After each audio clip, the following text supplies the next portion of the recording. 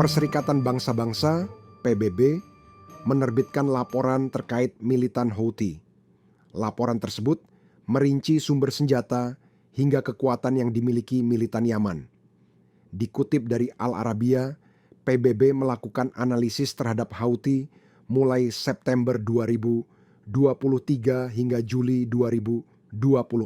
Hasilnya menunjukkan bahwa Houthi telah menjelma menjadi kelompok bersenjata yang kuat. Bahkan, jangkauan operasi militernya telah diperluas hingga Laut Mediterania dan Samudra Hindia. Houthi disebut mendapat pelatihan dari pasukan Quds, Hizbullah, militan Irak, hingga Garda Revolusi Iran. PBB menambahkan bahwa militan Yaman sebenarnya tidak punya kemampuan untuk memproduksi dan mengembangkan senjata kompleks seperti yang digunakan di Laut Merah.